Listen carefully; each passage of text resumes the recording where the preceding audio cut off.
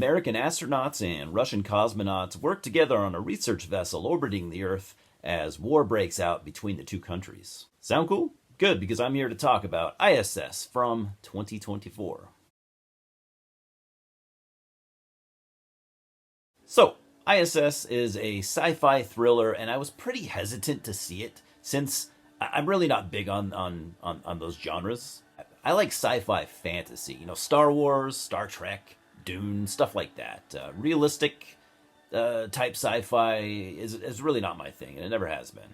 That said, I thought this was a very decent film. I enjoyed it more than I expected to. Not to say that I loved it or anything, but I probably wouldn't watch it again.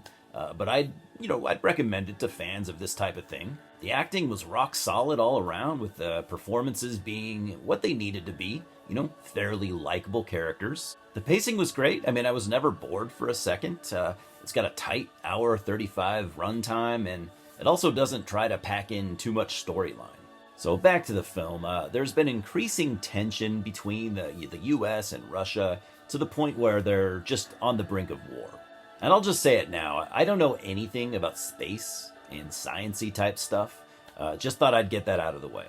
And I.S.S. Stands for International Space Station, and my simple ass had never even heard of it. I'm dumb, I know. So it's a shared research station between Russia, Japan, Canada, Europe, and the US, and it orbits the Earth.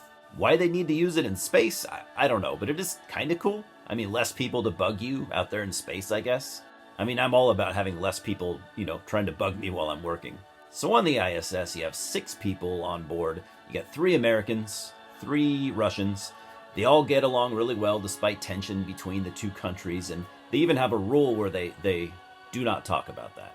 They are there for science and not politics. I wasn't really familiar with any of these actors, but keep in mind that I only watched horror films for like a decade, and I'm branching out now for diversity's sake. Dr. Kira Foster, played by Adriana DeBow, is the new crew member. She's former military that went on to be a research scientist, and she brings a cage of mice, I assume for experiments, but they don't really go into that too much.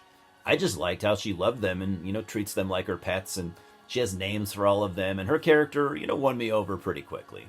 She's also charming and sincere and just generally likable, and overall the other characters were too, especially Alexei, one of the Russian cosmonauts, played by Pilu Azbek. I don't know if I pronounced that right, you know how we are. So everyone are kind of getting along, and they decide to go check out the view of Earth through one of the windows in the station, and suddenly they see bursts of fire, which at first they think was maybe a volcano erupting. But then they see it again and again in different places to the point where, like a large chunk of the Earth is just burning. So war has broken out between Russia and the U.S., and to make things worse, both leaders in the Russian and U.S. crews are getting the same objectives. Take control of the ISS by any means necessary, and do not tell anyone else about this message. Talk about awkward. And for me, at least, this made for, a pretty tense film, and I appreciated that. And adding to all that, they're losing communication with Earth, and they only, have so long being up there without just, falling out of the atmosphere. That part for me, right there, was the scariest. Just, free falling for who knows how long, and just crashing. What would that even be like? Fans of these, claustrophobic thriller type things, I would imagine would at least be somewhat into this, but I have no idea, since I just don't know what I'm talking about here. Oh, and so I'm going to do just kind of like a quick semi-rant here. I usually don't do that, and I especially make sure not to call people out specifically, but here I go. There's a review channel that I follow, and it's ran by 2 guys, and I like them, but they're always going out of their way trying to call fucking everything out, for being woke.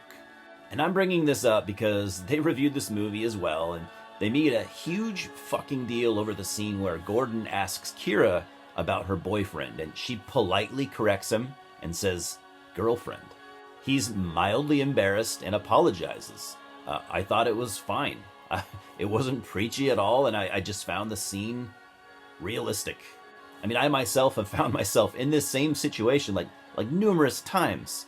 You learn to phrase your questions better, you learn to be more inclusive. We all win. So there's absolutely nothing to complain about concerning this scene, and I'm tired of people looking for things to complain about that just aren't even there. There are gay people in this world. There are trans people in this world. There are black people and Asian people and just all different kinds of people, and they're gonna show up in movies, and I'm tired of people bitching about it. I mean, don't get me wrong, sometimes it can come across as preachy, but if I hear someone, use the word woke again, I'm gonna throw up in their face. Let's all calm down, not reach for things that aren't there, and just, fucking relax. So I'm giving ISS a 5.5 out of 10, and yeah, I'd recommend it to, fans of this type of stuff. I wouldn't have gone to see it if I didn't have an unlimited movie pass, but yeah, I enjoyed it well enough. Cheers, guys.